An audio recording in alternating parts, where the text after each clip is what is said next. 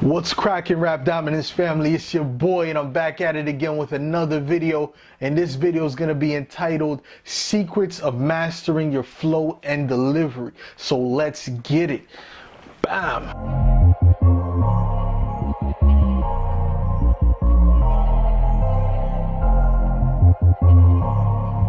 Mastering your flow and delivery. This is very key in getting the best possible results with each song that you make.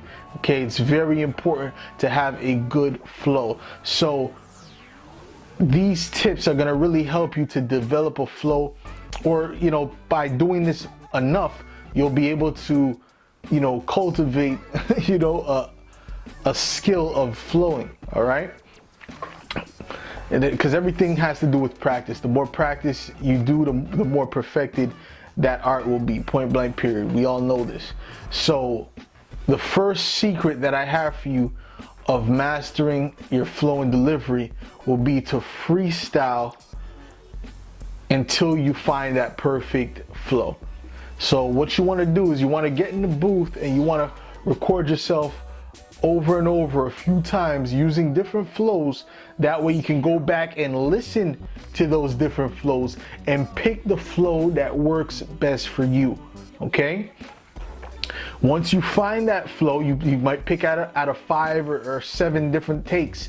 You pick the best flow, and what you do is you spit your lyrics according to that flow. You see, so that way you're actually filtering. That's kind of like doing A/B testing for a song. All right, it's very useful, and it has worked wonders for me while I was making songs. So that's something that you can definitely use and benefit from. And not a lot of artists use that. Not a lot of rappers use that to their advantage. They don't go into the booth and just let me just freestyle and find a great flow before I go ahead and record. A lot of rappers don't do that. You will actually be in the minority, all right? Because guess what? There's millions of rappers out there. No matter, even compared to the people watching this video, I'm sure that you'll still be in the minority of people that use this, because people that watch the video, a lot of them won't take the action to actually do this, okay? Because it's a bit more tedious. It's a bit more work that you're putting into your craft. But like I said, it's A/B testing for each song, okay?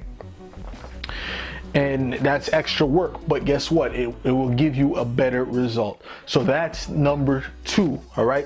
Excuse me, that's number 1, secret number 1. Secret number 2 will be to use beats that give you space. If you've been rapping for even a bit, even if you've been rapping for, let's say, 6 months, you should know what I mean when I say a beat that gives you space. I'll give you an example of a beat that doesn't usually give you space, and that would be the typical hard trap beat. That typically puts you in an actual box where you have to rap a certain way. That's why you see a lot of these people, when they get on certain beats, they start rapping like Migos, okay?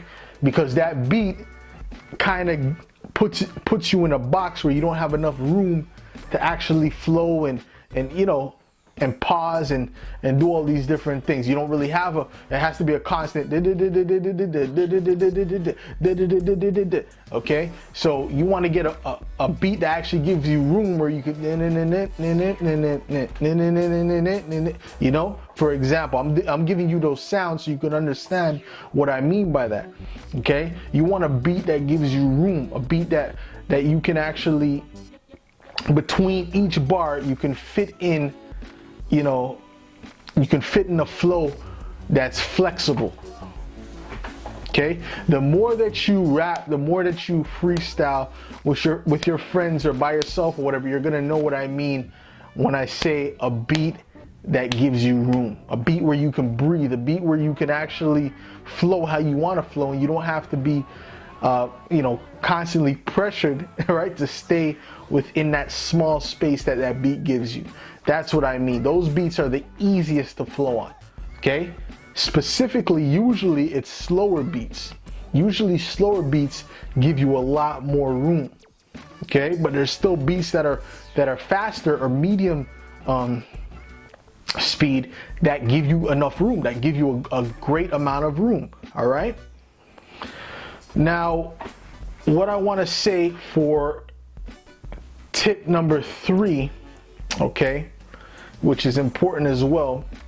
Okay, that was secret number 2, but secret number 3, also known as tip number 3, will be time the beat in your head. Okay, so just like I said, you want a beat that gives you room.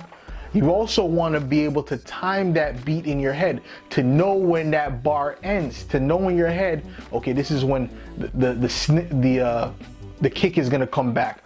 Boom. You want to be able to constantly time that in your head. That way, you know when you have to, switch your flow, when you have to reset your flow.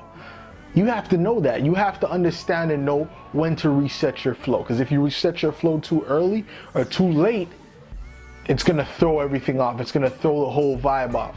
Okay? I've heard many songs, and I'm sure you've heard many songs as well, where the rapper might have been flowing good for the whole time, but then there's just this one part where he kind of slipped up, and it throws off the vibe. It's kind of like a DJ not connecting or meshing two songs that have the same similar BPMs together, okay, or the same similar style.